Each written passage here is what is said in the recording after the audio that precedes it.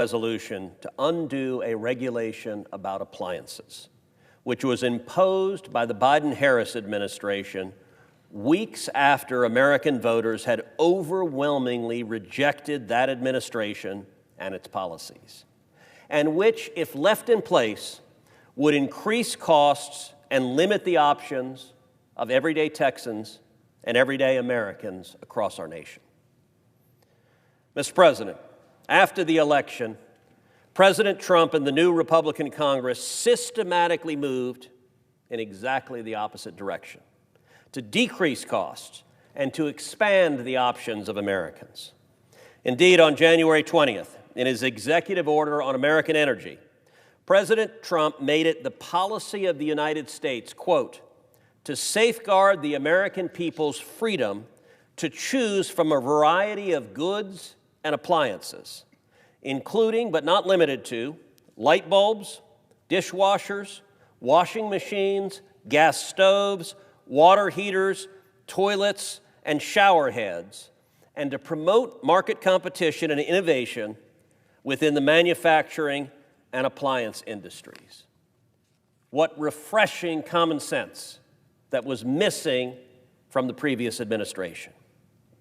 My resolution deals with a rule imposed by the Biden-Harris Department of Energy in December after the election, and which deals with what they described as the energy efficiency of non-condensing tankless gas water heaters, which millions of Americans rely upon in their homes. The Biden-Harris administration knew that they were increasing costs on Americans. Indeed, that's what they were deliberately doing. They acknowledged that because of their rule, the cost of each affected unit would increase by at least $200. And industry experts say the true increase is double even that estimate. The administration's own numbers show that as many as 40% of affected customers would experience a net cost increase over the appliance's lifetime. They didn't care.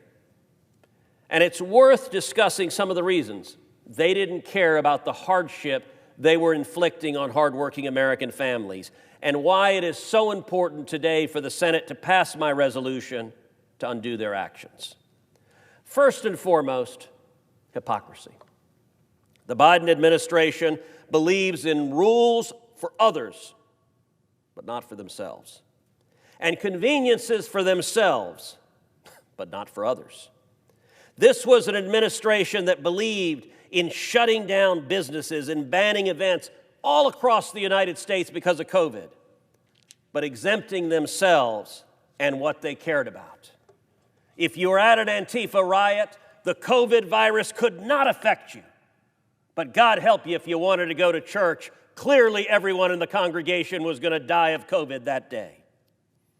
The American people saw that hypocrisy play out again and again, including with appliance regulations such as gas stoves. And indeed, the hypocrisy played out again with the water heater regulation that my resolution will overturn. Left in place, this regulation would force American consumers to either pay more for these heaters, or if they can't afford to pay more, to shift to less efficient models. Democrats used to pitch themselves as the party of the working class, as a blue-collar party. No more. Today's Democrat Party is the party of rich coastal elites. And the blue-collar working men and women, Mr. President, that elected you, that elected me, blue-collar workers are now the base of the Republican Party. Second, corruption. The administration used regulations, mandates, and grants to enrich their allies, including especially radical climate activists. Just to give you an example, in one of these infamous gold bar schemes, Biden's EPA funneled $2 billion, that's billion with a B, into Georgia Democrat gubernatorial candidate Stacey Abrams' quote, power-forward communities. They said the money was going towards purchasing new home appliances for low-income families to help, quote, the decarbonization of homes. But that funding was only available to families who worked with power-forward communities after the grant was issued. Biden's very generous, taxpayer-funded gift went to Stacey Abrams' coalition in a brazen attempt to buy Georgians' votes. And third, power. For advocates of these regulations, limiting consumer choice is the point. It's a feature, not a bug. Their goal is to control the choices and freedom of Americans. I believe it should be you, the consumer, that makes those choices, not unelected bureaucrats in Washington. Last year, I spoke on this floor about a different Department of Energy appliance regulation. That regulation was about gas furnaces. It would have required over half of American households to purchase new furnaces, which they also didn't care about.